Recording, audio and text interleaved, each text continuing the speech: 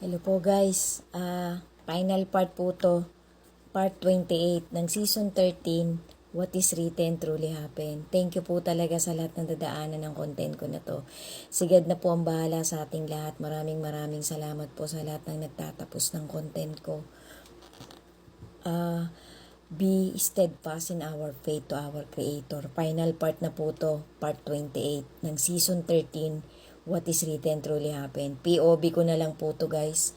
So guys, ang galing po talaga ng dokumentaryeng to, nang napanood ko na to. Kasi talagang biblically written din po ito. Kasi ang Panginoon po talaga, masorpresa po siya kapag ka po kinalugudan tayo talaga ng Panginoon. Nagbibigay po siya ng breakthrough. Kasi ang pagkakaunawa po ng mga apostol ng ating Panginoon, estudyante pa lang sila ng ating Panginoong Hesus.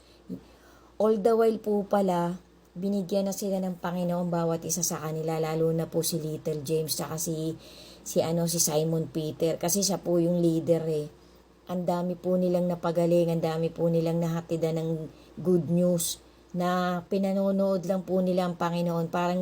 Parang acting as guardian lang, acting as bodyguard lang sila ng ating Panginoong Hesus habang nangangaral ang ating Panginoon. Kasi nga po, hindi pa naman po ganun katagal talagang kasama sila ng ating Panginoon eh. Kasi ang Panginoon po kasi pabalik-balik po siya eh. Kasi nga po marami pong ibinibilin sa kanya ating dakilang Ama, ang Creator. So ang Panginoong Hesus po, napakamasunuri niya pong anak. Yan po ang ipinakitang halimbawa sa atin ng ating Panginoon. Habang nandito siya ng halos 33 years na being flesh, in human body po. Pero yung nasa loob po talaga nun, infinite God po yun. So, talagang napaka-amazing po guys. Talagang ang Panginoon po He works in magical ways. He works marvelous.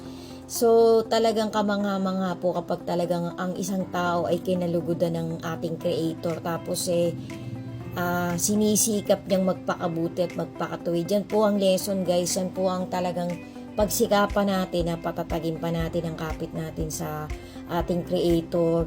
Dagdagan natin ang faith natin at pagmamahal natin sa Kanya. Lagi po talaga nating lakaran yung makipot na daan na kahit nahihirapan tayo, makikita ng Panginoon na mahal natin siya, na tumutupad tayo sa Kanyang mga katuwiran. To God be the glory po. Thank you so much po talaga. Magtumibay po tayo guys, kahit na nandyan na po, malapit na ang tribulation. Thank you po talaga sa lahat ng nagtapos ng content ko na to. God bless us all po.